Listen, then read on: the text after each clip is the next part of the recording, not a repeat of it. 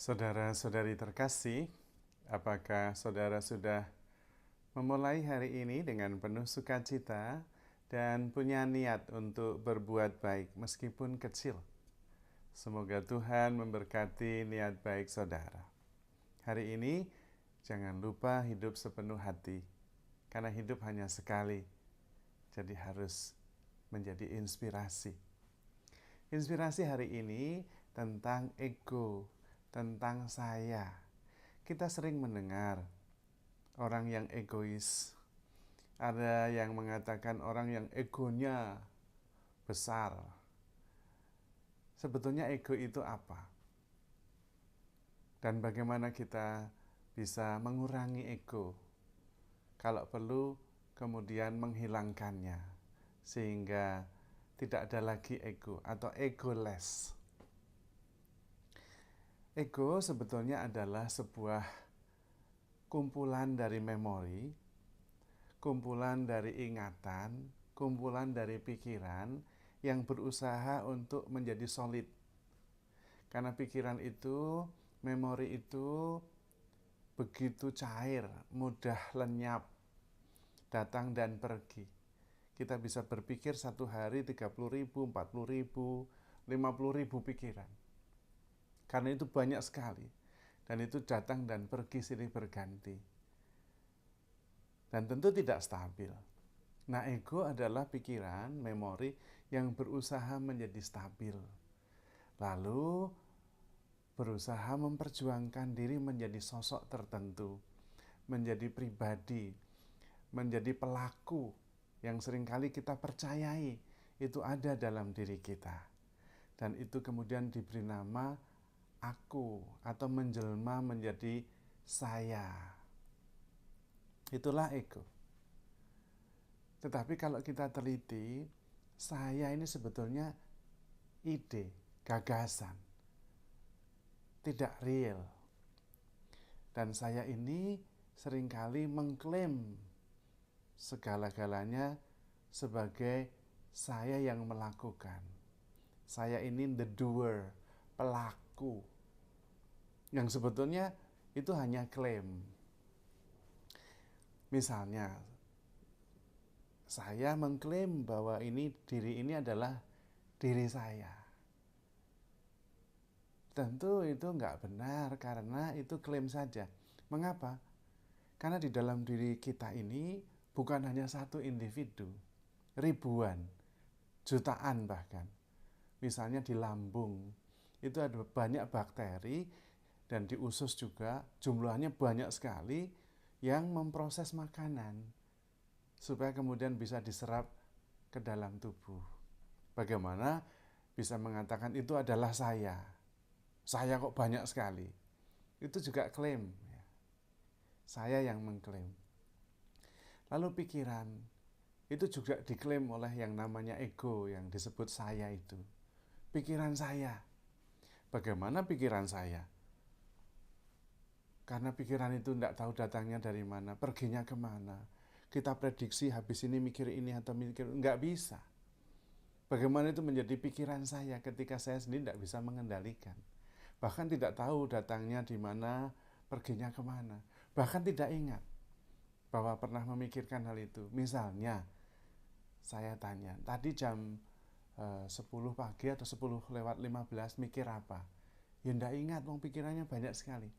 Bagaimana pikiran yang tidak kita ingat, tidak bisa kita kendalikan, bisa diklaim itu pikiran saya. Ya itu hanya klaim saja. Perasaan juga. Perasaan itu datang dan pergi, kita nggak bisa mengendalikannya. Kemudian dikatakan itu perasaan saya. Padahal kita nggak tahu. Perasaan bisa berubah-ubah.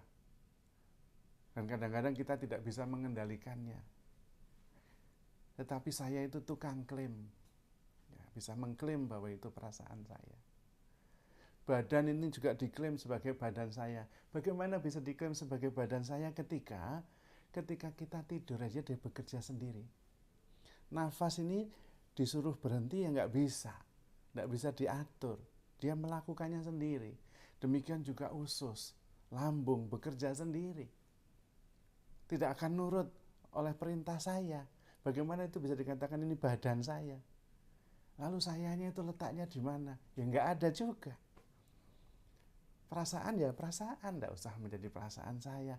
Pikiran ya pikiran, tidak usah menjadi pikiran saya. Semuanya muncul dalam kesadaran. Tetapi seolah-olah itu ada satu pelaku yang namanya saya itu. Dan kemudian ternyata saya itu hanya ide saja. Berdasarkan saya dididik, saya dibesarkan. Diberi nama, lalu kemudian itu dipercayai sebagai saya. Dan dialah pelaku segala-galanya. Padahal ya itu klaim saja. Kalau diteliti dengan sungguh-sungguh, saya itu nggak ada.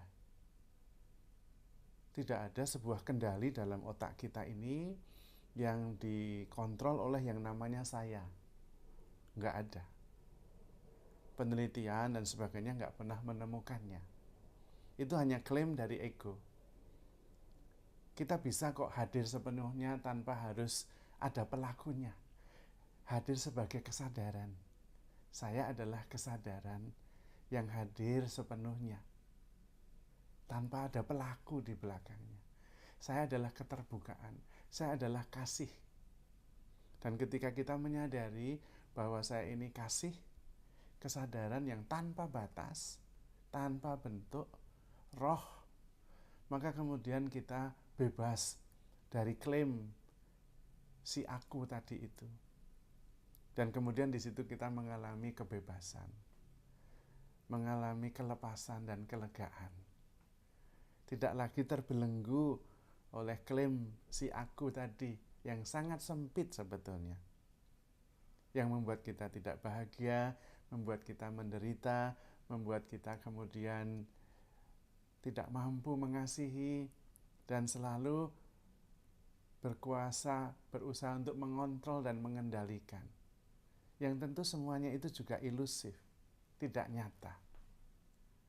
Maka dengan mencoba memahami dan mencoba menemukan saya yang sebenarnya, bukan hanya klaim dari ego, kemudian diri sejati itu muncul menampakkan diri sebagai kesadaran, sebagai roh yang tanpa batas, yang selalu bersatu dengan Tuhan, yang selalu mengasihi, yang selalu penuh sukacita, yang selalu membawa harapan, yang selalu dalam keheningan, dalam kedamaian. Segalanya muncul dalam kesadaran, dalam kehadiran. Tidak harus ada aku, tidak harus ada pelaku, tetapi hadir sepenuhnya. Seperti ketika menyaksikan pemandangan yang sangat menakjubkan, lalu kemudian kita terpukau. Wow, itulah kehadiran pengalaman langsung, tanpa filter yang namanya aku. Aku melihat pemandangan yang menakjubkan, itu sudah tidak wow lagi. Direct experience adalah pengalaman langsung tanpa filter si aku. Karena aku selalu melihatnya dalam konteks data yang lama. Oh, dia ini begini, dia ini begitu, statis. Sementara pengalaman itu selalu baru. Pengalaman adalah kehadiran, kesadaran dalam setiap peristiwa. Tidak perlu ada pelakunya. Hadir saja sepenuhnya, hidup sepenuhnya. Dan pada waktu itu terjadilah kesatuan antara kehadiran, kesadaran dengan pengalaman. Sehingga yang ada adalah sebuah pengalaman tanpa subjek atau tanpa persona yang hanya tampil. Persona itu tampil hanya sebagian, tidak mengalami sepenuhnya. Maka ketika kita bisa menyadari diri sebagai roh, sebagai kehadiran, sebagai kesadaran, yang ada adalah kedamaian, keluasan, kelegaan, sukacita, dan syukur. Dan karena itu kita kemudian menjadi egoless. Dalam arti inilah Tuhan menyampaikan kepada kita, barang siapa mau mengikuti aku, dia harus menyangkal diri, egoless. memikul salib setiap hari dan mengikuti aku. Tuhan sendiri dalam Filipi bab 2 ayat 6-11 mengosongkan diri, sehingga dia sungguh-sungguh menjadi hamba, menjadi korban, dan kemudian menjadi hilang karena meninggal, wafat. Ego less, nggak ada lagi. Ketika ego less, ego tidak ada, yang ada hanya cinta. Karena kita adalah cinta. Allah adalah kasih. Lawan cinta itu ego, bukan benci. Yang orang yang egois tidak bisa mencintai.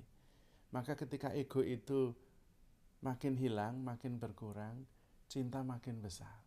Karena kita adalah kasih, kita adalah cinta. Ketika kita diciptakan, kita serupa dan segambar dengan Allah yang adalah kasih. Dan kita adalah kasih, tapi kemudian terhambat oleh ego. Ketika ego ini dibongkar dan semakin kecil, maka kasih semakin besar. Mengalir effortless, naturally, secara alamiah. Sehingga kita selalu memancarkan kasih itu, seperti cahaya yang menerangi kegelapan. Maka saudara-saudari terkasih, Anda dan saya ini sebetulnya adalah kasih. Awalnya kasih, tumbuh dalam kasih, selamanya kasih. Maka mari kita saling mengasihi, karena ketika kita mengasihi, kita mengenali diri kita yang sebenarnya. Kita adalah roh, kasih Allah yang hadir sepenuhnya, membawa harapan, membawa damai, membawa sukacita. Maka saudara-saudari terkasih, handle yourself with care, because you are love. Tuhan memberkati.